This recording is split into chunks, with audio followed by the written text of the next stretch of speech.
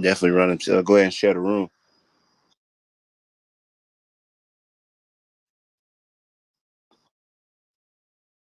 for sure.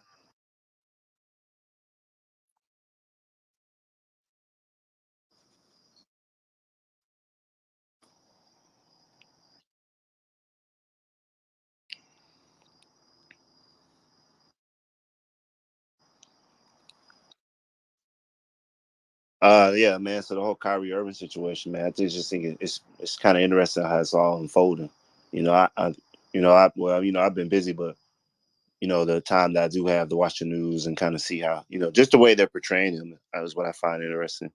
I mean, I do understand, people being offended by like things being said, but it's just at the same time, he's not the one that actually made the film. You know what I'm saying? So I just don't understand why he's being punished for it as though he like made the actual documentary. You know what I mean?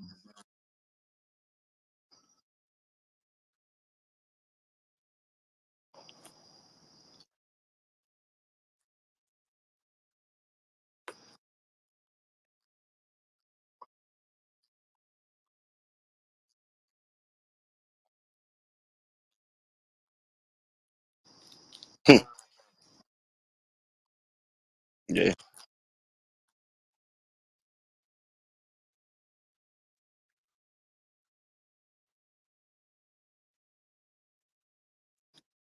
yeah.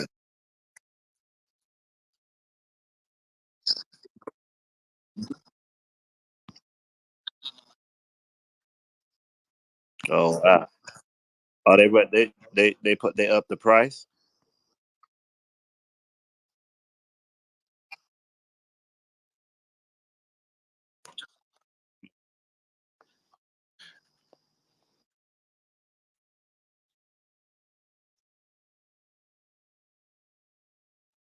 Yeah.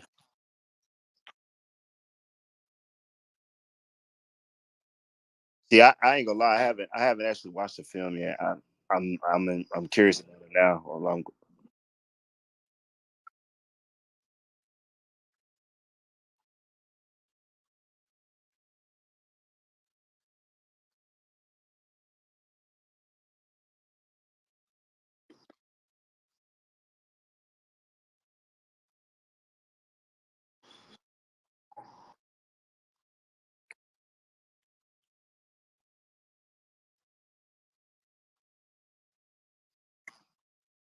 Mhm.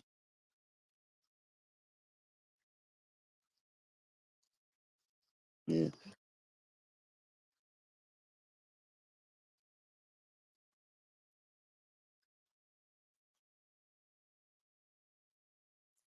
Yeah, that's crazy.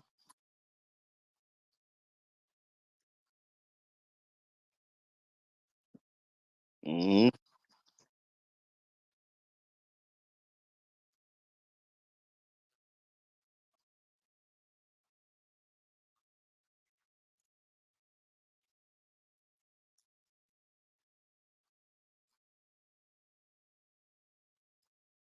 Yeah, I ain't gonna lie.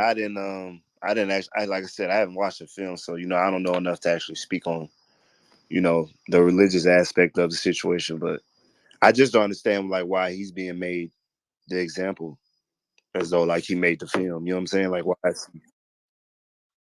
Even knowing that, even no, what I'm saying though, even knowing that, you feel me? Like even knowing that at the same time is like it will it's not the same. It's not in the days where what's being done, and you know what I'm saying, in the big boardrooms can be hidden. Like they're just doing it in plain sight now, like right in our face, and getting away with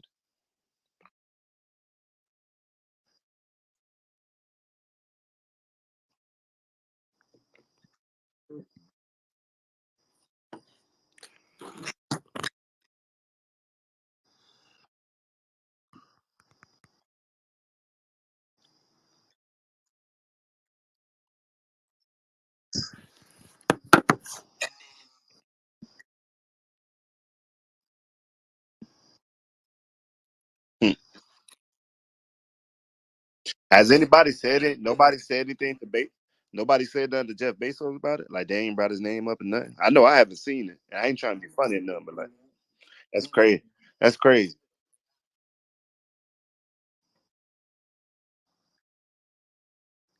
They ain't said nothing to him. Just nobody said a word to him.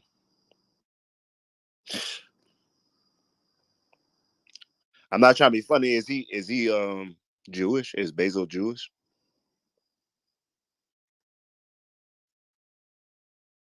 I'm not trying to be funny, you know what I'm saying? But like maybe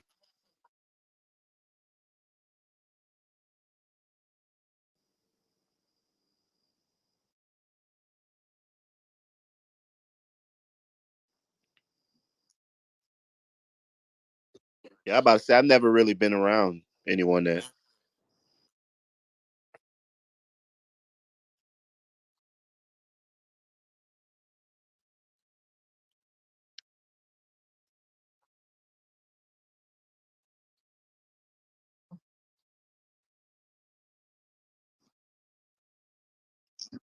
yeah.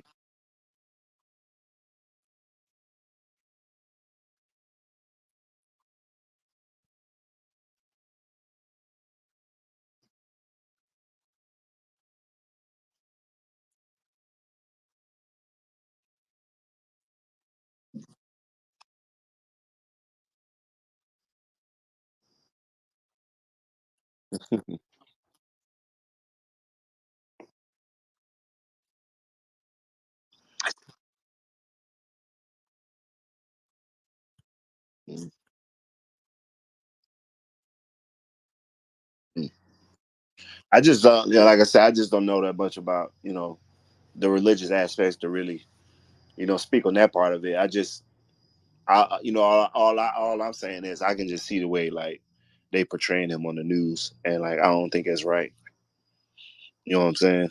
Like there's no reason for that. Like if anything, you should go to Amazon and have Amazon. If everyone's truly that hurt by it, like why are they allowing it to still get played and like money being made off of it? If anything, the person that's making the profit off of like showing everybody the film should be the person that's having to apologize and donate money and all that, sad and the third.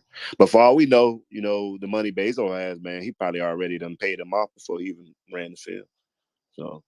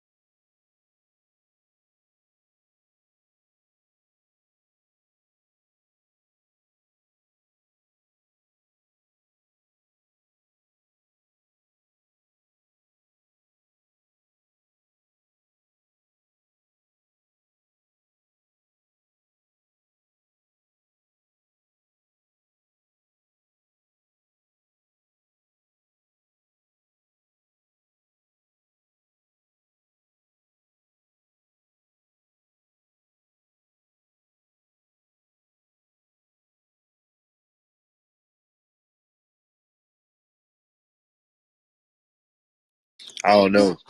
It was just crazy, like how they brought a rabbi like on ESPN to like talk about the whole.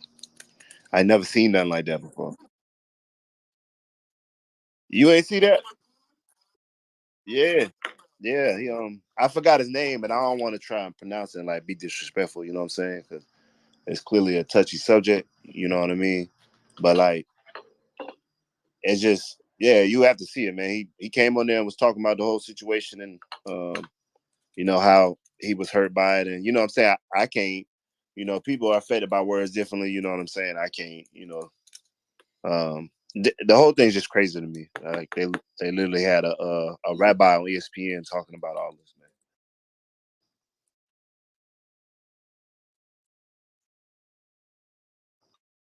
Like we had a black president. We had a black president that was in office, and like people literally call him and his wife like monkeys, bro. And like nobody got canceled. The president of the United States, man. And no one Twitter got taken down. No one got banned off of nothing. Like no one lost any contracts on nothing. They it's just it's just like I said, what's being done. It's at the point where like it's being done in plain. What's happening is being done in plain sight, and it's just at the like it's just so disrespectful. You know what I'm saying? Again, I understand like everyone that's Jewish or practice that religion.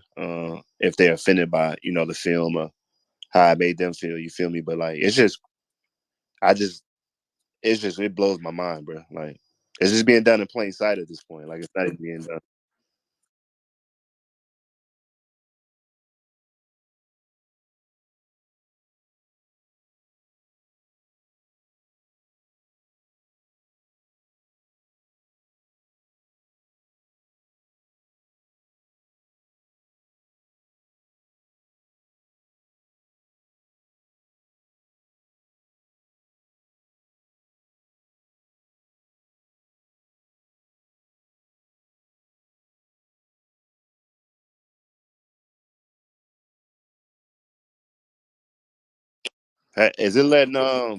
Hey, is it letting people talk in here? It's not letting me.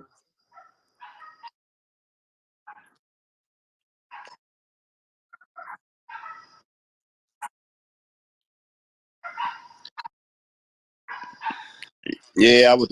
It won't let me do it. No, I was looking like.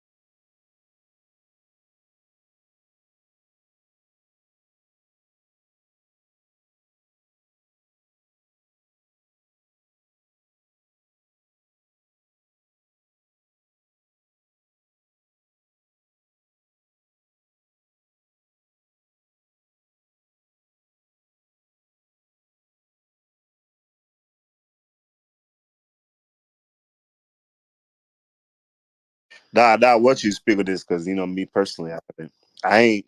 I've lived all over the place, but I've never really been around just the religion or like anyone that was Jewish, at least that I know of. I guess I ain't really asked, but I just don't have no experiences to speak on. The whole situation just got my mind blown how it's playing out.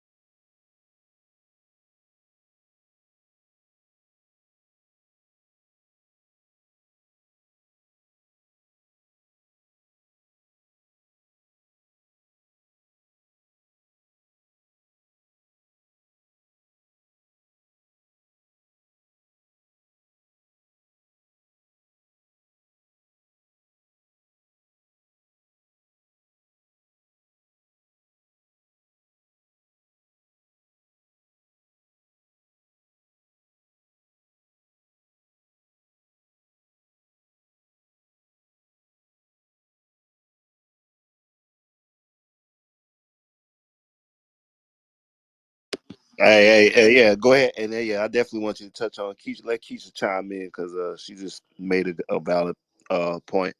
And just some stuff that I'm learning. The history of this entire situation. You know what I'm saying? So it's been a learning experience for me. At the same time, like it's been mind blowing, man. Because it's like it's just being done right in front of our face at this point. You know what I'm saying? And like if we don't come together as a people now, I don't know when we ever will. But Keisha, you go ahead, Pete, and then Keisha definitely. You see the comments she just wrote. Uh, uh,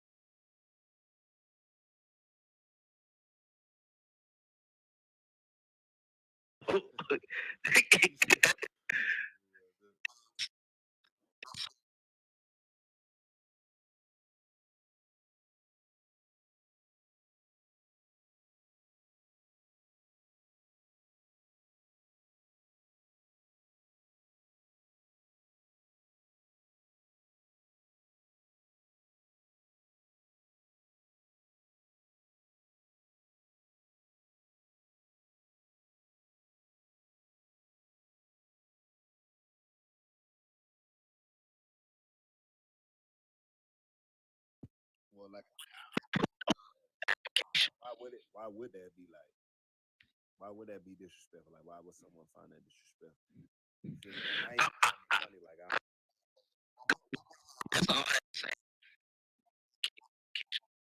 you can chime in on this, man, because I see, I'm reading the comments, man, and you definitely.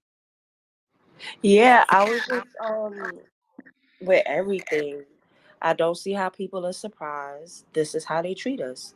This is how they've been treating us for a very long time.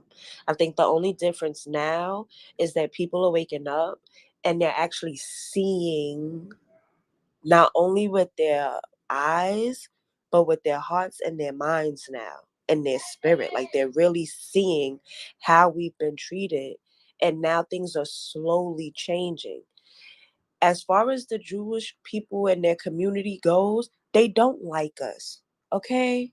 They don't like us. They tolerate us just like some other people do. They if they don't have to work with us, they will not work with us. And if they do need us, they're gonna hire us so that we can help them prosper. Other than that, they don't want to have anything to do with us. Right now, they're mad because their secret is put out there. And it's not like this is the first time. It's been put out there before. Michael Jackson has put it out there. People have put it out there, but it's different now. Now they're nervous because people are actually changing. The right people are actually speaking. That's all. But how long is it going to last? As far as us, okay, we see that there's a problem. We see it's been going on for a long time. A lot of people are starting to speak up, right? But how long are we going to do that? Is it going to disappear next week and everybody's going to be done and go back to living regular? Or are we really going to persist in change?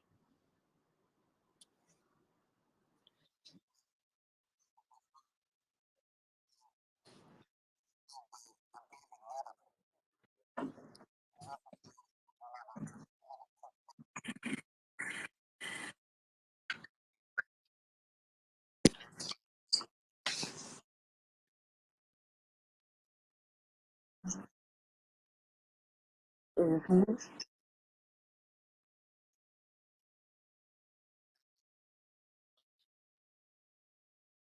Mm-hmm. No, but no, but why would we? It's easier. It's easier. Life has been so easy for us to have to just rely on these people for everything.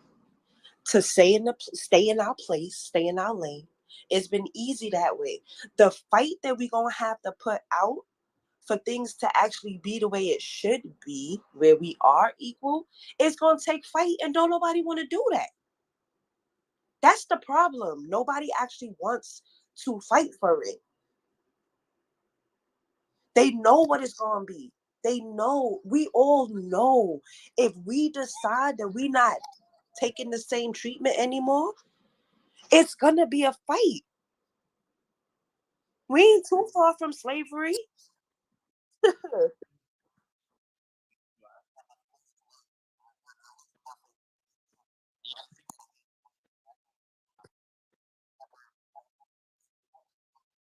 Mhm. Mhm.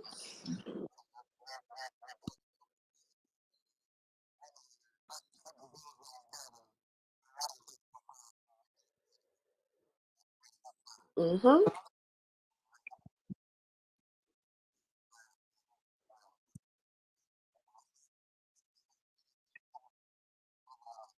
Yes. Yep. And we Yep, and we touch base with that on your Facebook.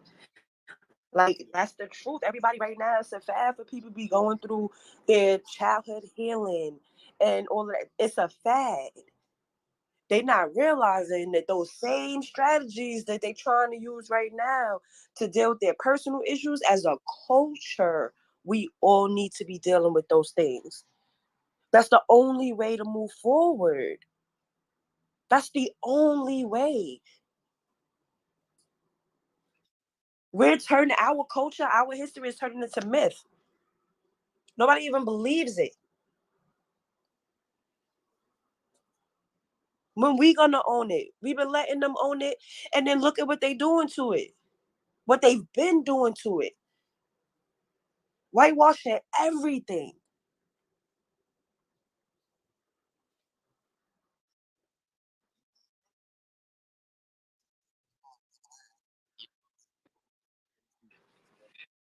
It's crazy. And it's crazy that we live in this. Have y'all thought, like, when you're sitting and you're listening to these articles and you're reading these articles and you're seeing these comments, it's like, did y'all ever think that we would right now be dealing with the circumstances that we're dealing with culturally?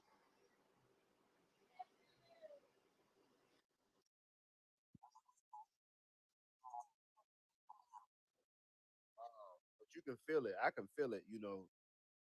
Yes. I woke up the other morning listening to James Brown, the big comeback or the big payback. Yeah, too much has been let out. And Yup. I woke up singing that. I was like, okay, maybe we waking up just a little bit, wiping our eyes or something.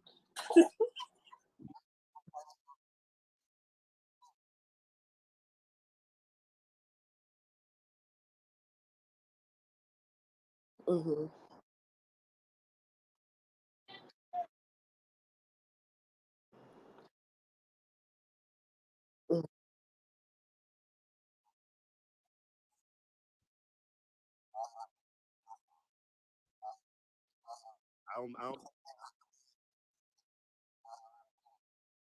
I don't mean to cut you off, Pete, but it all start with his music, bro. Like Yep. that's what it's music, Yep. bro.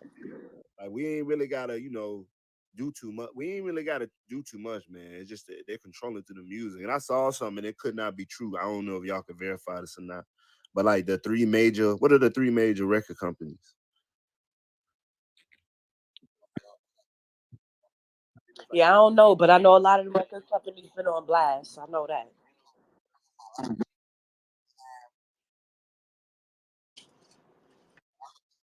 I want to say, and they Sounds all about right. by people in the Jewish, like, All of them. Yep. Ran by Jewish people. All of them. When you go back, I mean, I was watching something the other day, and there was so many different businesses and corporations that they were naming that are run by Jewish people, and it's like, yo, seeing it in the red, it's like, what are we doing? Shit, the people that we've been talking about being in control ain't even in control. You see how strong and how deep that Jewish shit is? We've been thinking these white people is in control. It ain't even them.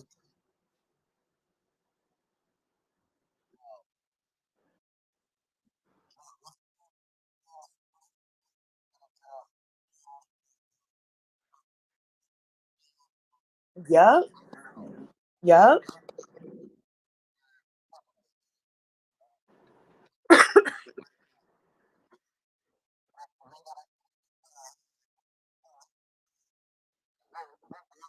Mm-hmm.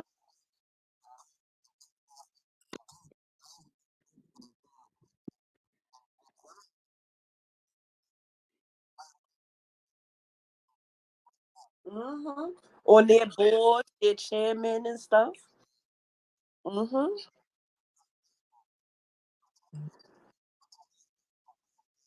Yep. Uh-huh.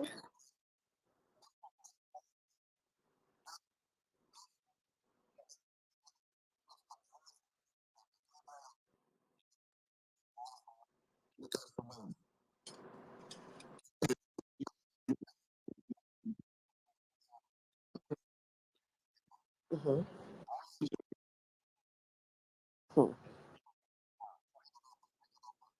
Mm-hmm.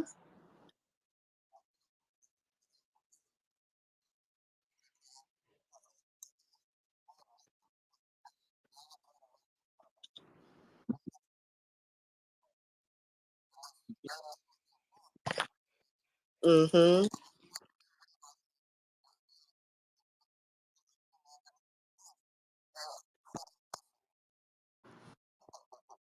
Yep.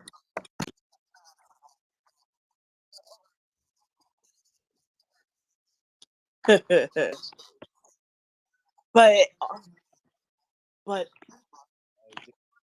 but are they? Like they've literally been living a lie.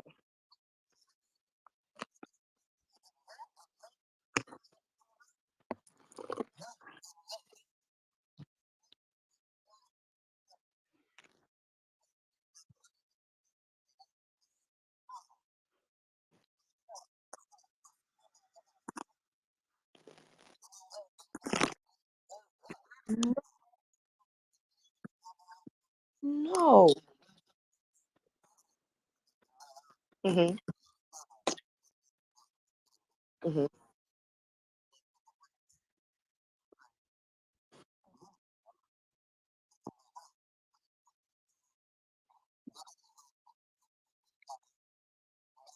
Mm-hmm.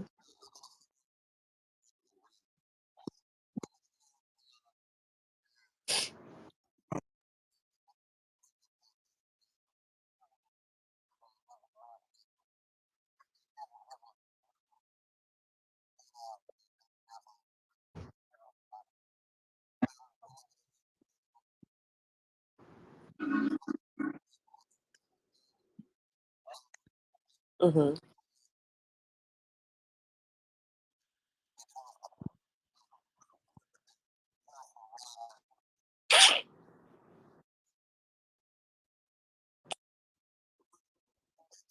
No. Nobody's gonna ask them any real questions. And whatever real questions they do get, watch how roundabout the answers are.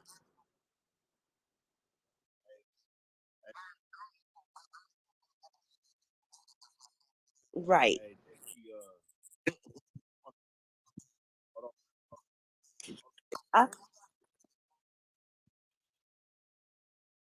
mm, I'm well. I'm gonna say, don't set yourself up for disappointment. I'm gonna say this. You know, these organizations, these places, they have a job to do. And so just because they're addressing an issue doesn't mean they're addressing an issue. A lot of times they just have to say that they've done something. So yeah, they'll call a couple of people, have a couple of people sit on a panel, and they'll ask them some questions and they'll talk and it'll be over and that's it. Was there any substance to it though? That will be what the question is. Because right now they're doing anything to pacify people. So they're gonna pacify us and they're gonna act like they're addressing things, but they're not. Look at how easy it is for them to jump to want to put in services to to to cradle somebody. They don't do that with us. They don't do that with us. And it's so crazy that we just keep going along with it. Oh my gosh, they hurt that white man. Now there's gonna be a parade and they're gonna give out cookies. Like like who gives a fuck at this point?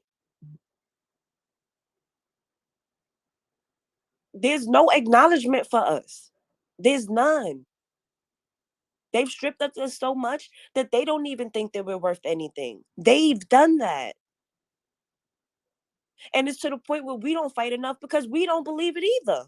They've convinced us to believe that the status that they put us at is where we belong. And that's how we move because they trained us to move that way. That's it. Until shit gets shaken up, we're gonna keep having these conversations and we're gonna feel empowered because we have like-minded people communicating and dialoguing with us and it'll go to the next topic the next month with the next major event and that's it.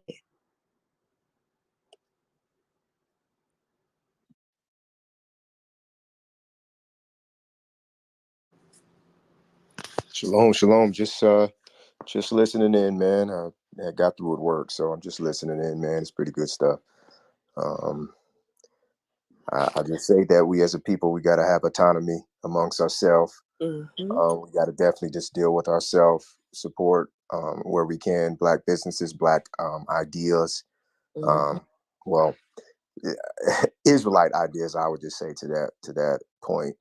And as I said last time when I was on here about a couple weeks ago, just um, equipping ourselves with knowledge and understanding terms. Um, I think when I had mentioned to y'all the Kyrie thing hadn't fully jumped off, but I did say when he posted that screenshot of the movie, we definitely knew it was going to get some heat. And I know Ron Dalton personally, so I've met him. That movie's been out since 2018. The book's been out further than that. I mean, he's put out other stuff since then. It's just like, oh, and so, they're going to go on a widespread campaign of anything that is truth as best as they can. They're going to make it be hate speech. But it's funny because now, initially Shannon Sharp and different other ones was cooning, and now they're recognizing that uh, if I coon for them and I coon to crucify Kyrie on this end, what happens with me? Hmm. And so now, jokers are backpedaling. I put out a post about, Shaquille O'Neal. You know, you got a lot of nerves calling somebody an idiot when you played the movie at your theater. You got a lot of nerves calling somebody an idiot, and you took pictures with Hebrew Israelites saying that you know who we are. So it's just pot called a kettle black, and Hmm. that's where we just gotta stand our ground on this. We just Hmm. cannot be moved as much as possible. What hurts them is economics. And the Yeah. one thing I know about these ish people, they'll change their tune real quick if they see they losing money. If they lose, because it's all really about the mighty dollar with them. But it's something that I'm reminded in the scripture with I think it's for those that take that biblical theological stance, it's Revelations 3:9. It says, I know those that are the synagogue of, I know those that say they are Jews and not, but are the synagogue of Satan. And most people just stop right there. They be like, stop, see, that's it. No, but I go to the next paragraph of that, or the next sentence of that, where he says, I will let them know that I have loved you, and I will make them come down to worship you. And so here's the thing: a lot of the stuff that's being pushed is pushed by Zionist Jews. All right. So you do have the Jews for Jesus, and you do have um, Orthodox Jews that have always been fighting and saying, what we do to the Palestinians are wrong.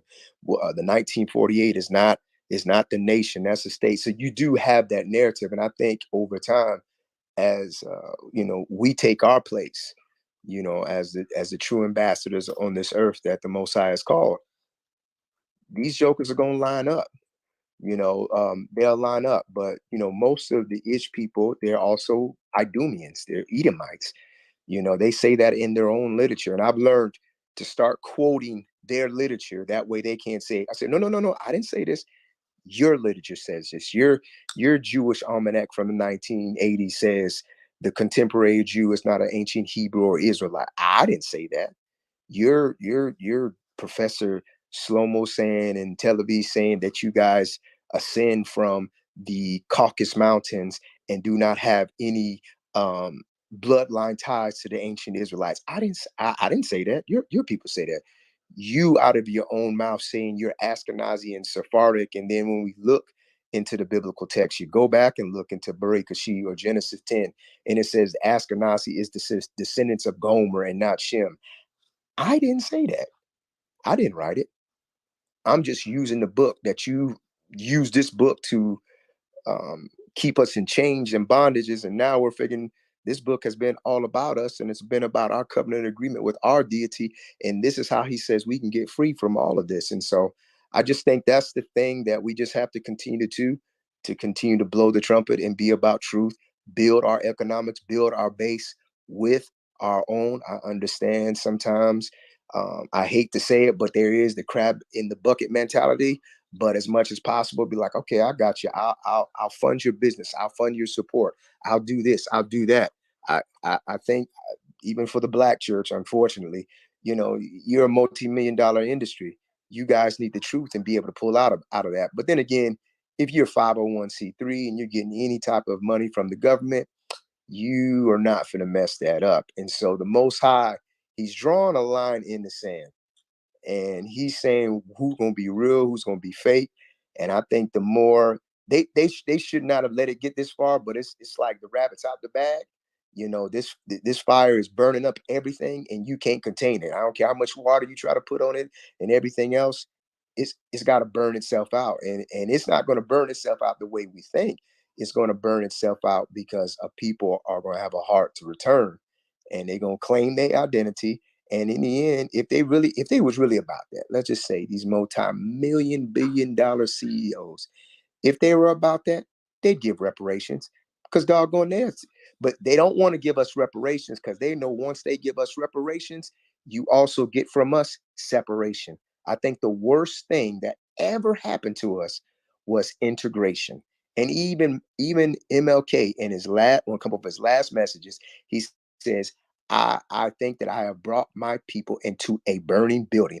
These people were not going to change. We didn't need their schools. We didn't need their education. We didn't need their store. We didn't need none of that because we thrived better in our own conditions without them. Segregation doesn't mean racism. Segregation means the taking care of your own, which is why you got a Chinatown, an Irish town, a Little Italy. Like, you got all these places in this country, Mexico, Little Mexican, whatever. They take care of their own. Why are we not the only ones that can be allowed to take care of our own and give us the money, give us the economic power to do it? I remember the Dave Chappelle skit. I don't care if you say, well, if we give Black folks $10 million each, they just gonna blow it. Yeah, they gonna blow it, but at least in the eyes of Yah, you did reconcile what you done to us. I don't care if we do blow it. Give us it. but they know for a fact we wouldn't blow it. Most of us would hightail it out of the United States of America because you're going down, and we go back to the motherland. We would go back to Africa. We would help our own. We would build our own, and everything else. So that's just my little 2 cents on that, on what I think we should do, and how we should approach this thing. But I'm, I would just encourage us as Mishpakar's family, man, continue to blow the trumpet. Don't ease up. Don't ease up at all. Declare the truth, and live out the truth. Live out the very thing. One thing I do is, once I boycott, I don't partake in it. I'm not dealing with your Nikes. I won't support this. I won't support that. I make it myself to say, okay, me as an individual and my family, we're not going to do this since I'm taking that stance. And I'm not going to be bipolar on taking my stance. I'm going to take the stance, walk it out. Am I going to get judged by many on that? Yeah. Are people going to feel a certain way? Absolutely. But, I'd rather please y'all than man. So that's where I stand on that. That's right. That was a lot of good stuff. Appreciate it.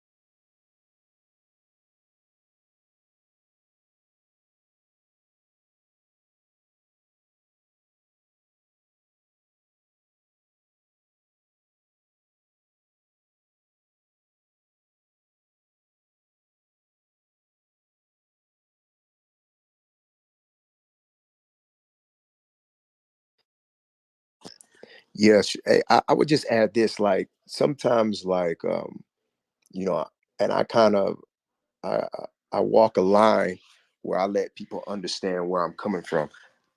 None the prophecies are not any form of religious aspect. They're part of this cultural aspect dealing with this nation of people. And so, like, if I'm telling people to return, then I have to be able to say, this is the plumb line of what this return looks like. All right. And if we want to have a true, the return is it's a word called teshuva in the Hebrew. And if we're going to have this return, this is what this thing needs to look like. The fact of the matter is, um, we all are awakening. If we're going to use that term, I came into the knowledge of this information almost 7 to 8 years ago. With when I was first introduced to it, I had already had 20 something years in as a minister, as an evangelist, and as a teacher, and as a missionary. So my whole paradigm had to shift. When I deal with the reason why I say, okay, if I'm dealing with brothers that are Kemet or this and that, and why they need to follow the way that I'm presenting, is because because I can look into history and say, okay, Kemet and Kemet and different other things. What have you done to benefit our people? Even I'll go as far as to say, what as any religious system, i.e., Christianity, i.e., Buddhism, or different other things that we have allowed ourselves to join to, what have these things brought for us? Now, here's the thing: the Hindu religion, for those people that practice, and that's their ethnicity and that's their deity, that has caused them to do what? Prosper in the very things they do. We as black folks allow ourselves to get integrated with all these other different faiths, and they don't prosper us. So this is what I present to our people. So if that's not prospering us by going to these other deities, why wouldn't you go back and look into the book that you believe has been given? Well, most people don't believe it's been given to them, but let's just say this book which has been given to us, and if we're able to go through the covenant, because this book is a book of covenant, it's the downfall of these people and their association to their deity. Once I begin to recognize the things that's in this book, the things that's also in the book tells us how we can come out of this, how we can get out of this. And it's funny because there's four aspects of this, or four different things that are said about how we are to bring forth this redemption and how we should return. King Solomon said it in First Kings 8, as a king, knowing that we were going to be dispersed. Jeremiah says it in Jeremiah 30, knowing that he's going into the Babylonian captivity due to Judah's disobedience. Baruch the scribe, who was Jeremiah's scribe, wrote the same thing. And then I think Zechariah also mentioned it. A prophet of Israel mentioned a time that we will bethink ourselves. So we got to just get past. We got to get to the knowledge. Okay, we're remembering and we're returning. What is all entailed in this returning? And I would tell anybody the returning of this thing is the return back to the covenant. Well, if you're going to get a foundational thing of understanding of the covenant, well, you're going to have to go back to the first 5 books of the Torah. And I'm not telling. And when I say that, approach the book from its historical, cultural perspective. Take off the lens of any religious system, Islam, Christianity, whatever. Approach it from its cultural perspective. When the Messiah walked the earth, the literature he was reading, the Tanakh, he was walking out his principles, healing, preaching the kingdom, the casting out of demons from the cultural perspective and ancestry of his own people. It wasn't that he was trying to start a new faith. No, he was wanting to restore the kingdom. And so that's what I will say. Like, I like Kyrie, but Kyrie's an omnis. All right. He's an interfaith. He believes in all faith. Well, I'm a little different from Kyrie in I'm an Israelite that holds my whole heart is on the Most High Yah. So I'll I'll be quick to say Shema Yah Israel, Yahuwah Eloheinu, Yahuwah Echad. Hear, O Israel, the Lord our God is one. what I would tell to Kyrie is like, Kyrie, if you want true redemption and you really want to know the God of your fathers, Abraham, Isaac, and Jacob, or Yahweh, then the other things that you connected, like you say that you embrace Hinduism, you embrace aspect of Zionism, like those things are going to distort your view from the true essence of the Most High Yah or Yahweh that you're saying that you want a relationship with. So that's kind of just what I'm just saying that we got to make sure we're doing. We got to once again revisit the book, understand that when we read this book that we've been given is in our oppressor's language. There's been translations, there's been transliterations, which is why it's very important to go back to the language and the original way, and understanding the intent and the way that these things were said and why they were given to Israel. When we look at the Bible, I will tell anybody the Bible is not a universal book. It's been made a universal book because other nations have had their hands in it.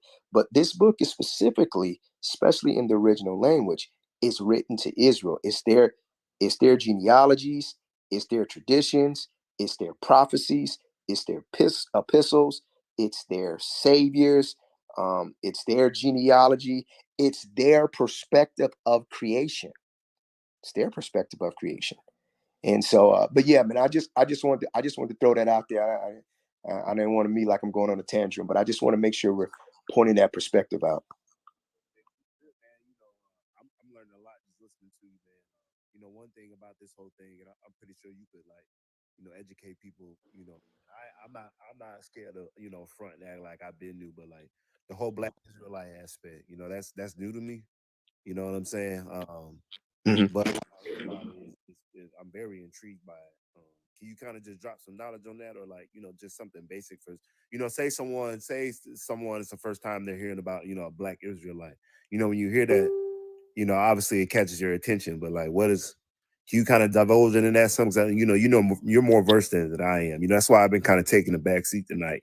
I'm learning. So All right, Shalom. I will try to keep this as quick as I can.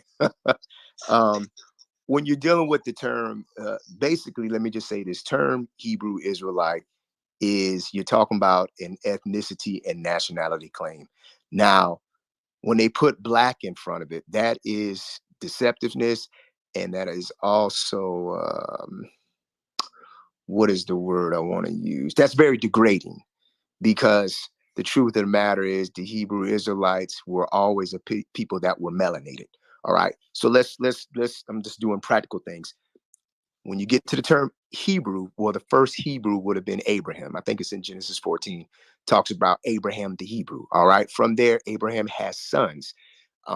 He has Isaac, the promised son. He has Ishmael, and he has some other sons with Keturah. So his sons, they are all Hebrew, even Isaac, even Ishmael. So once then you get to Isaac. Isaac has two sons. Isaac's sons are Jacob and Esau, which are both Hebrew. All right. From Jacob, we've heard the story. He wrestles with the angel. Angel knocks him on his butt, and that messes up his hip, and then he is changed from Jacob to Israel. And you know the term Israel means power with Yah and power with man. So from there, Jacob has 12 sons. They are the children of Israel because Jacob is now Israel, which is in turn Israelites. All right. And so that's where you get the term Hebrew Israelite. So when you go into what we call the New Testament, you have a guy like Paul who tells you, are they Hebrew? So am I. Are they Israelites? So am I. Because he's identifying that he is a Hebrew Israelite. Well, how is he identifying that? Because he is telling you, I am from the 12 tribes of Israel. All the 12 tribes of Israel are Semitic. That means they are descendants from Shem, Abraham being a descendant of Shem. All these nations were melanated at that time outside of the Japhetic nations. That means they were dark skinned. The Hebrew Israelites, or the 12 tribes of Israel, have dwelt in and out with a lot of Hamitic nations. When I'm saying Hamitic, I'm specifically seeing those people that are on the continent of Africa, because um, Hamitic people and Shemitic people, though they have the same color, there are differences about them. Cultural practices, the way they look. Most Semitic people are very the beards and stuff like that. That's why you see that when you see an African, you automatically tell the difference. So there is a difference with that. So with that being said, with Hebrew Israelites, you're dealing with a people that the Most High has made a covenant with. And in this covenant, there have been what we call blessings and curses. Like the whole focus of Israel from the Most High was that Israel would be a company of a kingdom of kings and priests to instruct the other nations of the earth on how to worship him, which is why in Deuteronomy 7, Deuteronomy 14 and 2, Deuteronomy 28, Deuteronomy 29, he talks about you will be above all the nations of the earth.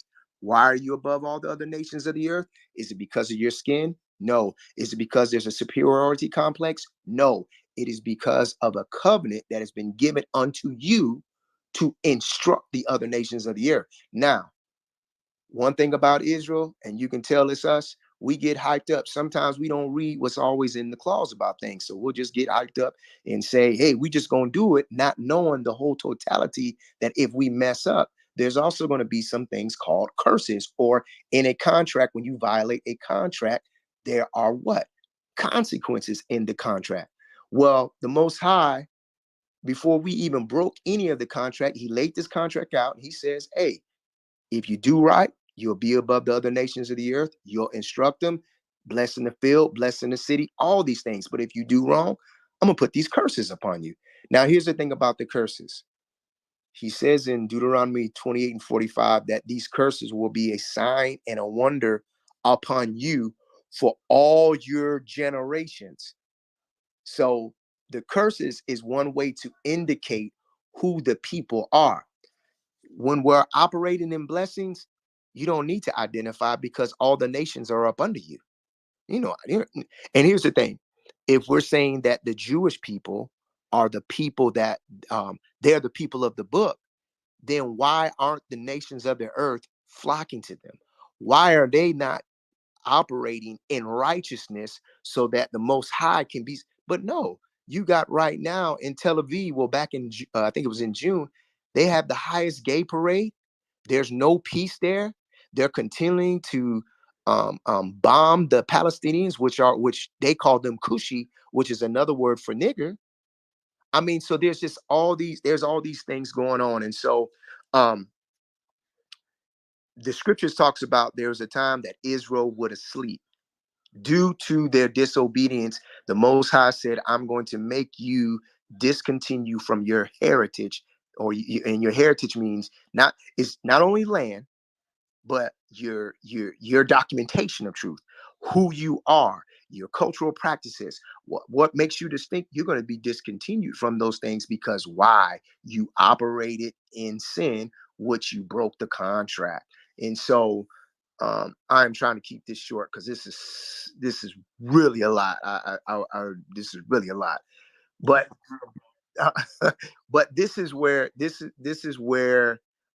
understanding the whole Hebrew Israelite paradigm and why it's important is because this paradigm, as it continues to grow and as prophecy continues to unfold itself, we as a nation of people are going to be put back in a position. Now, here's the thing that I always hear from people. Well, um, um, we got more millionaires now. We got this, we got that, we got. But here's the thing: the Most High is not looking at it. I may be a righteous person as an individual, and yes, I'll have to stand in account for my life and how I raise my wife and my children up in this. But the thing about it, the Most High is wanting a return for the nation. So it's important for us as the nation of Israel to awake and to return back. These are the things that we didn't get in church. These are the things that we're challenging the Christian pastors. Yes, I understand people are going to say, well, the most important thing is JC or the Messiah. The most important thing is to know that you can't separate the Messiah from his people. The only reason why the Messiah has to come on the scene is because Israel is in this perpetual place where they've broken the covenant and they need a perfect man to come in and render that covenant back. So the focus of the Messiah is what? That when he returns, he's going to judge the nations.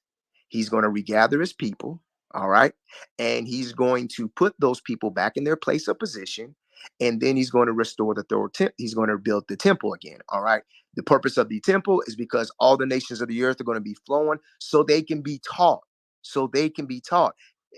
And that's the focus of it. Now, when we read the new accounts in the New Testament, I hate to say it, but his intent was just to Israel. He wasn't dealing with any other nation. Now, if an individual came to him, like the Samaritan woman and different others, yes, but he says, my focus is to the lost sheep of the house of Israel. And if you know anything about that, house of Israel, house of Judah, that's a split within the 12 tribes due to after Solomon died. And the other, the what they would call the northern kingdom, the 10 tribe, they went and they went on to worship other gods or other elves. The southern kingdom, they went through a Babylonian, Persian, uh, Greek, and then Roman captivity, and then of course a whole Roman destruction in 70 AD. So the focus of the Messiah is to regather his people. That is his main focus, to bring redemption and the forgiveness of sin. Because the high priest rejected the Messiah and caused the people to reject Messiah, they killed the man with innocent blood. When they did that, they reactivated a covenant which was established back in Deuteronomy, a blood, or actually Exodus 24, a blood covenant. That blood covenant would be upon us because those priests said, let this man's blood be upon us and our children for generations.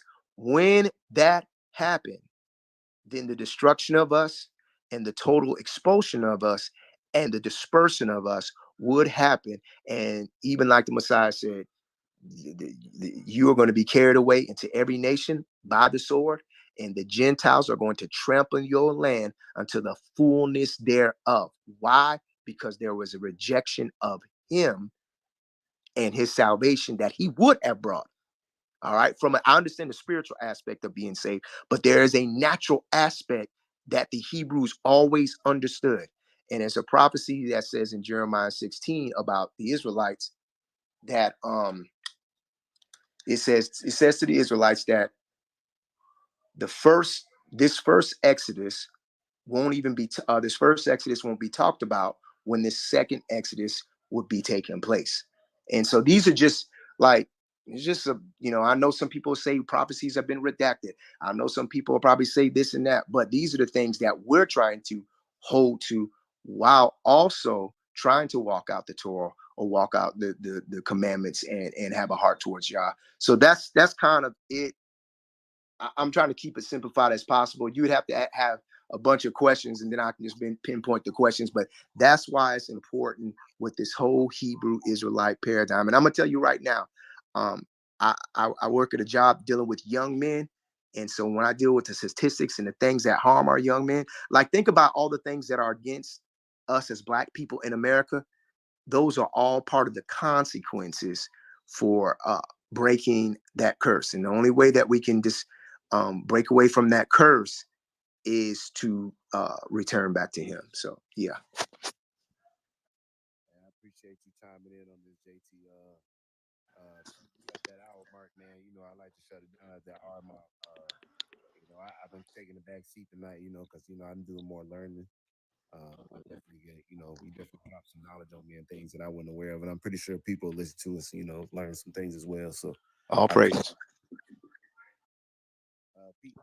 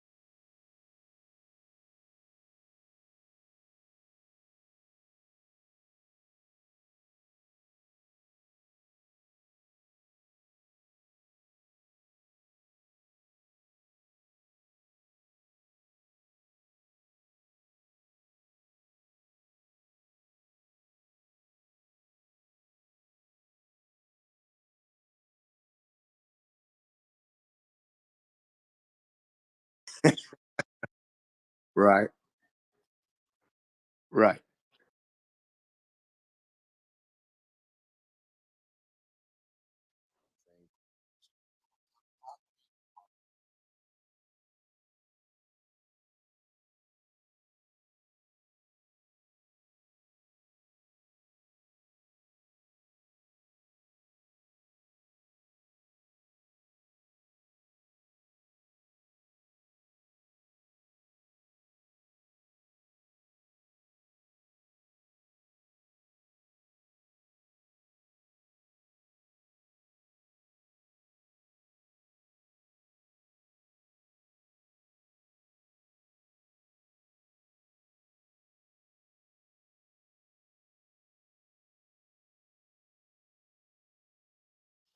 Yes, sir.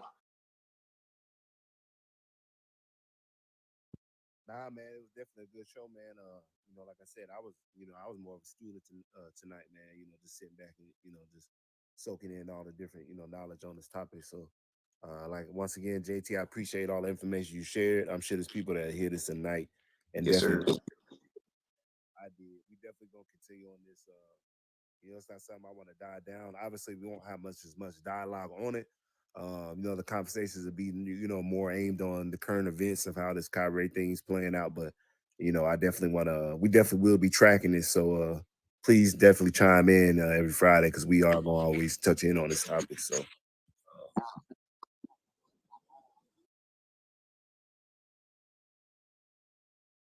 Yes, sir.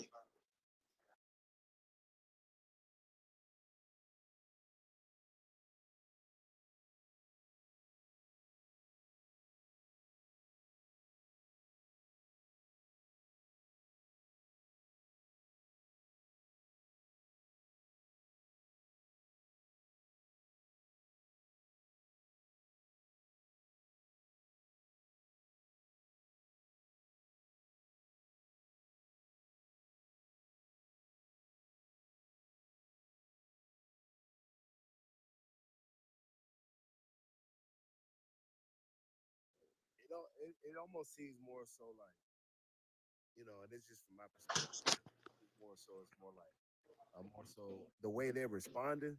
Not everybody, because obviously, there may be some people that hurt, and I can't speak for them, right? But still, like it almost seems like it's more of a "how dare you," not so much of Right. like, So here's the crazy thing. I had met Ron Dalton back in, yeah, I think it was 2018, 2019. We were in um, Selma, Alabama for Passover. And so, like, he really is the most nicest, whatever guy you can ever meet and stuff like that. I've had his DVD. I've had both his DVDs now going on about 2 or 3 years. So that's what I'm saying. Like, you know, you got to ask yourself anytime they're sitting there fighting against something, bad publicity is still what? Publicity, nevertheless. So, like, I was dealing with the guy that's, was saying that there were some anti Semitic tropes. So I said, well, where was it at? And he said, well, the Rolling Stone article. I said, the Rolling Stone's about to get sued, right?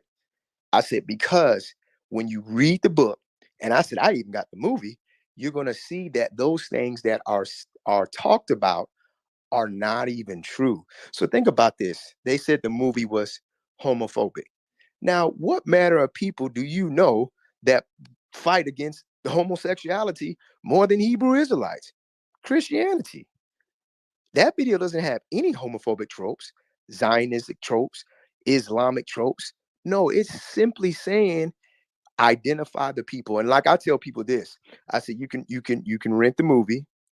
There's another documentary called Reclaiming the Throne. That's by Rebirth. Now we're real close. Our assembly is real close to them. That's on Tubi called Reclaiming the Throne. It's 3 parts. And if you don't want to have spend the money, or you don't have the money for the book of Hebrews to Negroes, which the movie is 3 hours long. Now the second part two, the Age of Awakening, where he identifies all of the Gentile nations, it's a shorter movie.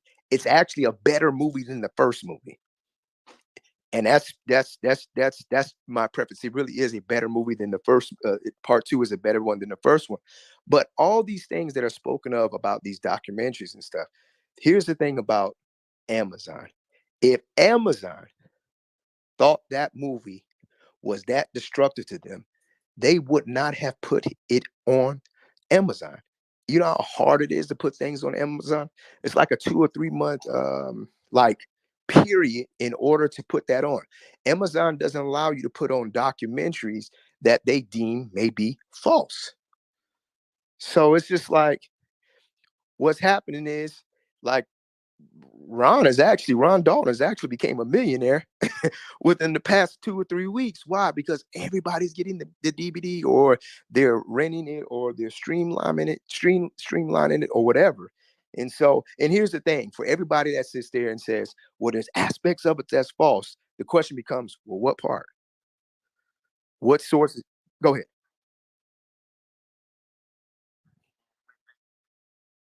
Mm.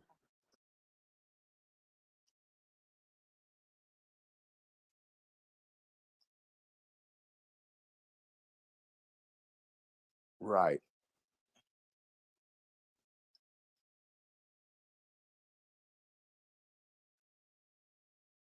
Mm. Right.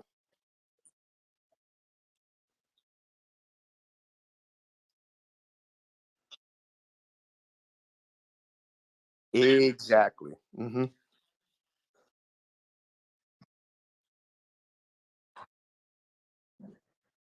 Right.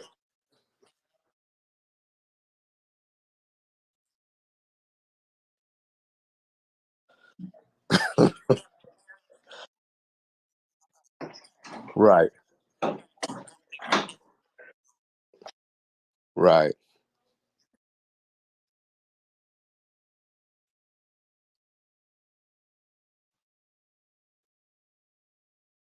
And he did a press release.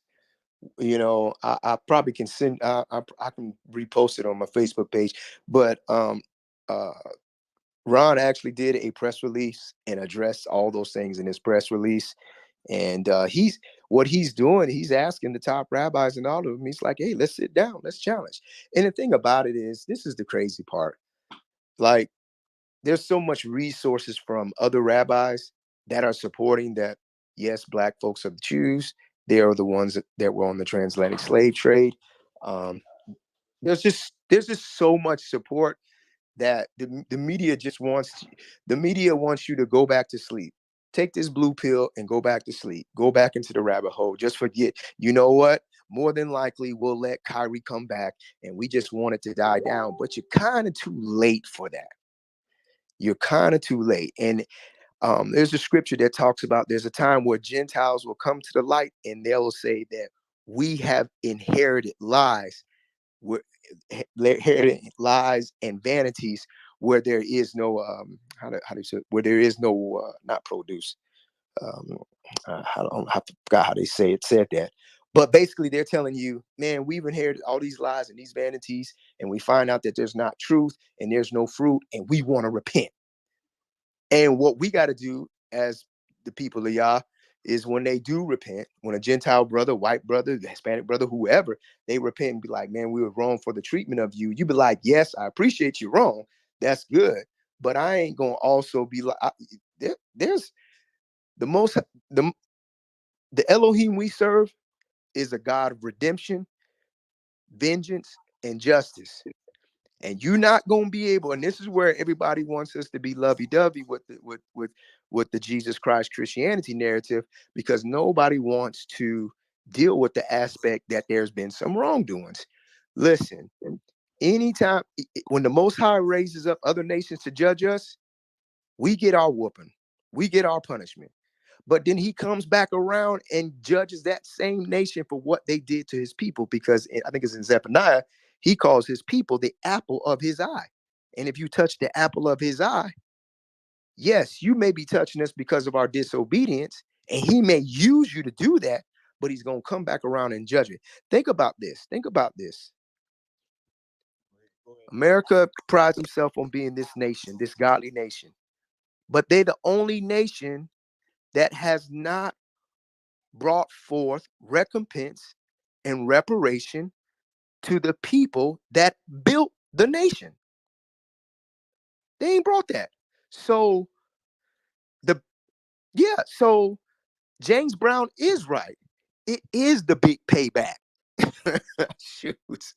And I'm gonna stand still and see the salvation of Yah in this big payback. You know what I'm saying? And so, yeah, but yeah, there's nothing like that in any of the movie. Whether it's Hebrews to Nichols Part 1, Part 2. He even got things called the Curses of Israel um documentary series. I have hard copies of those because when they come out, I just buy hard copies. That way I don't have to get stuck with streaming. And then, like I said, the Reclaiming the Throne. There's just so much information in the community that I'm part of. You got people that are Hebrew scholars. They're doctors. They're like, we got a lot of like, if we ever want to say, hey, the Israelite community come together, even brothers who I don't not I love them, but some of our brothers on the street, the camp brothers, they may appear to be hard or whatever. I may not agree with them all in their doctrinal stances, but I appreciate the work that they're doing. And I'm gonna tell you why, and I'm gonna close this. I had a young man on my job about 5 years back, probably later than that, but I was trying to crack him, reach him. He was a dope boy, with major drug dealer. Well, he ended up graduating and stuff like that, but he was out there still. Well, he got with one of the groups called Sakari. Sakari brought change in that man's life. He stopped selling the drugs. He married his baby mama, and he got a job and was working. What I see of that is the redemption of man. So where I'm not so quick to sit there and say, oh, what they're doing is wrong.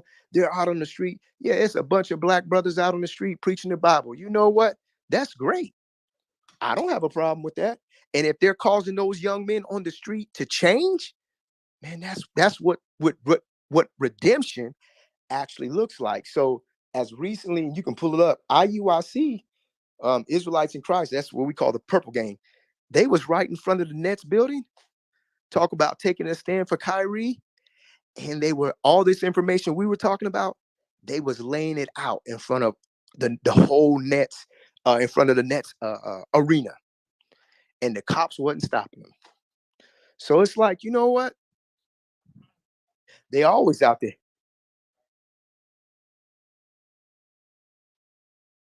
Yeah.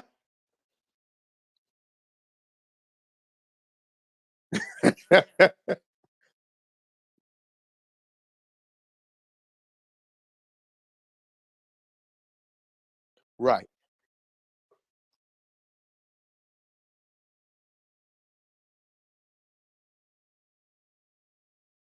Right. Hmm. Right.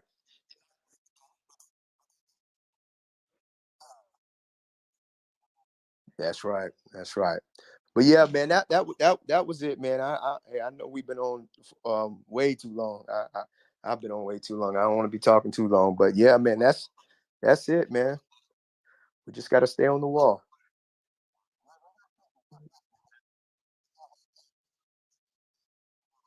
All praises.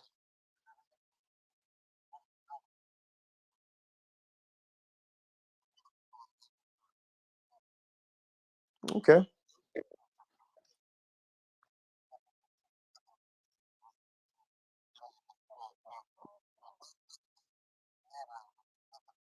Right.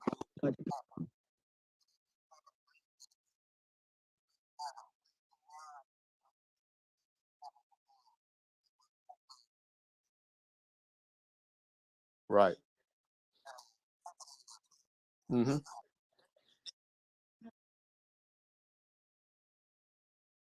Yeah. That's what they're trying to do. That's what they're trying to do. Everyone, thank you for the steady podcast. And hear me now?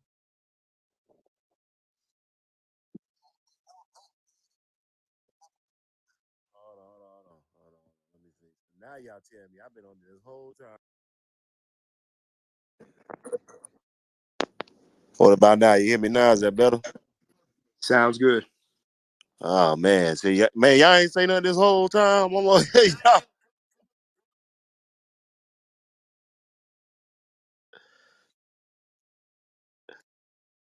All right, all right, all right. But yeah, man. Yeah, man. Hey, man. Before we close out, man, check the comments, man. See if anybody, chimed in. Anything we can, little pinpoint we can touch on real quick before we close this thing out. I don't want to leave the listeners out, man. Uh, did we miss anything, or it's a little chance to let them chime in.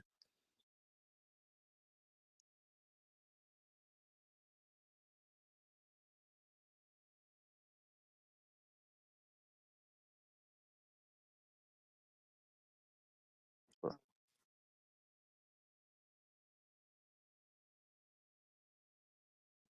sure.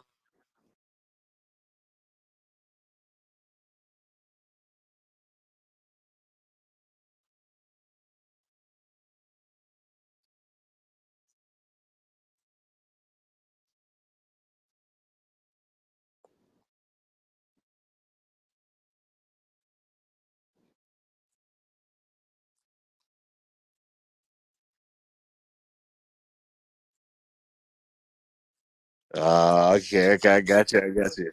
We'll figure out a way to slide it in there, man. Yeah.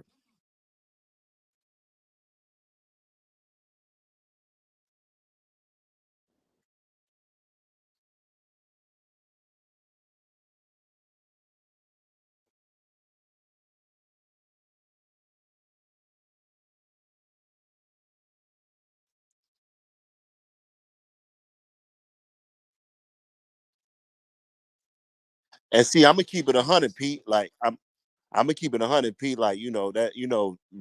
I've heard it in the past, but it was kind of something I heard and it caught my attention, but it just kind of went in the back. You know what I'm saying?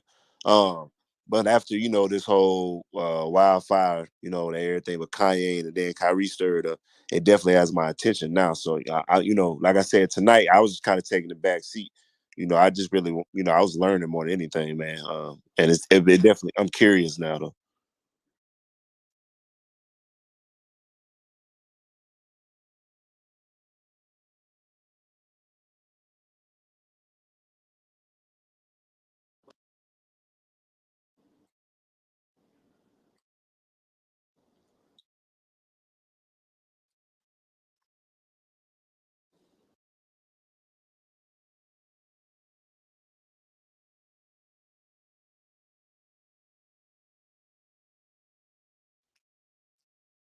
For That's right. sure.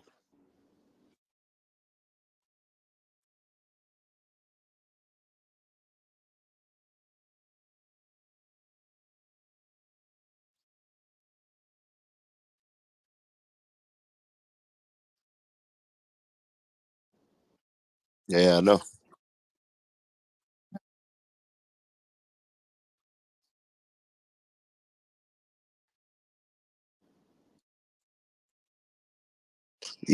My question is, what is the world? What does the United States or just the world? Well, let's just start with the United States. What does the United States look like when we're the ones at the top, taking it off the top, and it's circulating through our communities, and no one else is kind of, stringing us along like puppets. What does that look like? You know what I'm saying? That's what I wonder. When we finally come together, and we take control of the situation, and we're not being led by another religion or culture. You know what I'm saying? Like what's that gonna look like, man? That's gonna be amazing to see. Um, but it's also interesting how scary people are seeing that. You know what I'm saying? Well, that's the thing about it, man. They're losing. They recognize that they're losing control.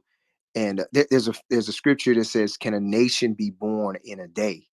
Like basically, you know, America has had in shackles the nation of Israel, and so now that these people are waking up, like it's almost like the whole, what was it? It was in Exodus where it was like, man, if we don't do something with these people, they're going to overthrow us. And so you think about all the things that they have done to us: systematic racism, the redlining, the miseducation, the Margaret Sanger Planned Parenthood in your neighborhood, the Jim Crow law, the Black Crow laws, three strikes, um, um, the Willie Lynch letters. I mean, you think about all these systemic, and the scriptures talk about that they would form conspiracies and confederacies against us, that they would attempt to wipe us out. But it's only by the Most High's hand that we're not wiped out. And then think about this: we are the trendsetters. Black folks, Israelites are the trendsetters. Even in sin, we're the ones that set the trends for music, for the way we dress, for what we are the ones. And we know that we're the ones from the economic standpoint, because we are also the one that spend the most money. You know what I'm saying? And Bingo. so, Say that again. Say that again. And you know what's crazy, bro? I think that uh-huh. goes over a lot of black folks' head, man. Like I don't Mhm. think a lot of people really understand that what you just said. You feel Yeah. me? Like, say that again, bro. Yeah, we're the trendsetters. We are the economic spenders. I mean, we spend over trillions of dollars. So think about this: even though our neighborhoods are the poorest, as they would say, correct?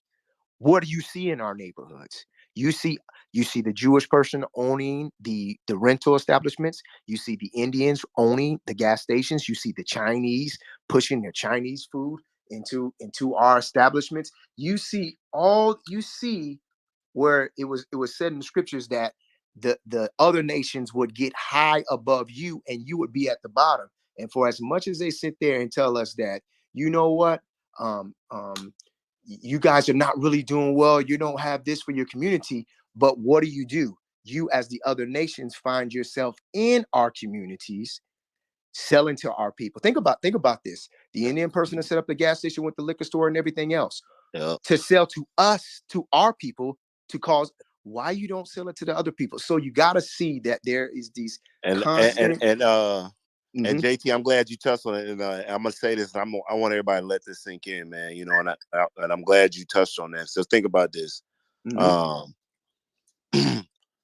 so the study, a study by the Singland Center for Economic Growth found that money circulates one time in the African American community, Come on. six times in the Latino community, Uh-huh. nine times in the Asian community, Uh-huh. and in the white neighborhoods, money circulates nearly unlimited number of times. Right. In part, this explains the wealth gap for Black communities. So, Nat, right on the money. So let me hit you with this. It says the See, Institute. you are, yeah, you knew where I was Yeah, going. Go I know ahead. you're going. The Institute of Policy Studies says it will take Black families 228 years to earn the same amount of wealth as white families do today. The racial wealth gap. Just this is the question: do you think they want us to be at even level with them, an even playing field? No. No, that's Because if dangerous. we're even, because we've showed you, when you've looked at a Rosewood, when you've looked at Black Wall Street, when you've looked at the different towns that were from Detroit and other places that were predominantly Black, with Black economic, Black wealth, Booming. Black leadership, when you've seen that, that was deemed a threat, which is why you bombed and destroyed. When they talk about terrorism, you cannot equate the terrorism that happened to Black Wall Street. They were bombed. The movie theater, the post office, the lawyers, the doctors, like we had all that there. We didn't need to join to you. They No, said, oh no, we can't have them to be like this and to operate like this. We can't have them by themselves. We got to put something in place. No, no. And so that's what I'm saying. So that's what I'm saying. Really, in the end, once we as a people to Shuva and we stand up and we operate within our own, oh, the gig is up. That's what they don't want. They don't want that. They as, as long as they keep us in a place of perpetual sinning, and what I mean by that is a place of transgressing Yah's laws, they will always have the upper hand on us. Always. And you got to think about it. All the stuff that they've got, who built it? We did. All the inventions, all the things that we've done, we're the people that have done it. Just we every February we have Black History Month and we go over all the inventions. Think about all the inventions they said. I mean, it don't matter what is invented. The cell phone, that's us. That's us. All this technology and a lot of that stuff, that's taken from us. The automobile, the rent, all this stuff is taken from us. It's always been about us. And for people to say that no, it's not, okay. Why are we in this place? And are we going to say now? I'm going to hit something. Are we saying that we're in this place because we didn't call on JC? No, I believe our ancestors called on JC or Jesus Christ out of a pure heart. But I'm gonna tell you, nothing happened. We got worse. We were damaged. We were still mistreated. How is it that the white person can call on JC and he, perseveres, and he what he elevates, right? There's elevation for him, but we ain't had that. So I'm saying something's got to give. So that's the whole reason for the Israelite paradigm. But yeah. Appreciate that, JT. Appreciate that, JT. I appreciate everybody joining tonight, man. Pete, I don't know if you got anything last you need to say. Definitely, we're gonna wrap this thing up, man. We went over the limit we want to go on, but it's an interesting topic. We will be back next Friday talking about this more. Pete, if there's anybody else in the comments that we missed on the live chat, please give them a shout out, man, because I don't want nobody to feel left out. Let them, make sure everybody engaged. And I'll let you close this thing out, man.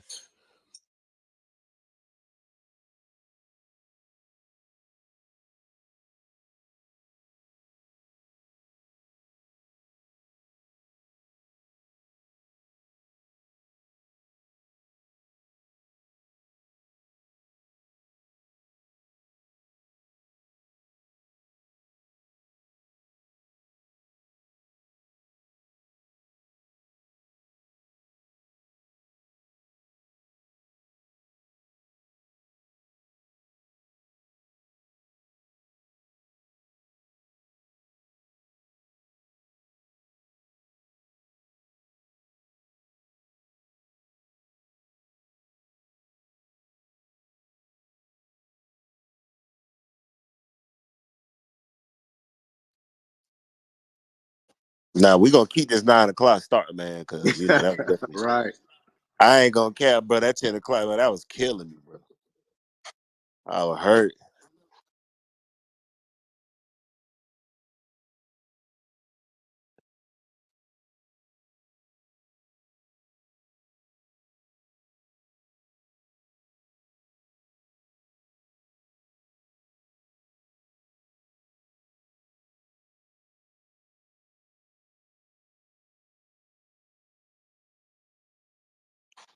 For sure, for sure. Yeah, this we can't skip past this, man. We can't like this ain't happening. Yeah,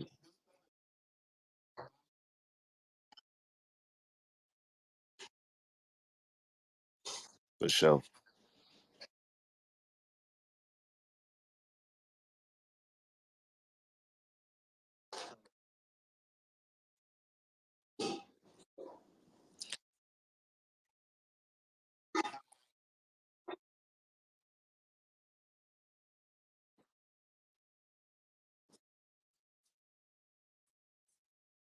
That part. See, bro, you about to see JT. See, I see he about to stir up. See, see how he about to see try to stir up stuff, man. Hey, I'm Look, just listening, and look man. at this. Look, dog. Look, look.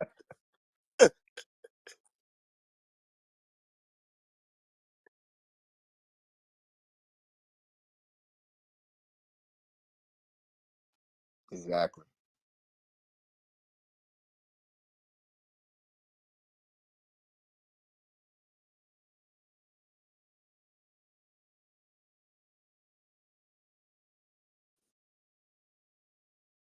For sure, for sure. And we All right, man. Shalom. for sure. Everybody have a good night, man. Appreciate y'all joining Petty Podcast. We'll see y'all next Friday. We out, man.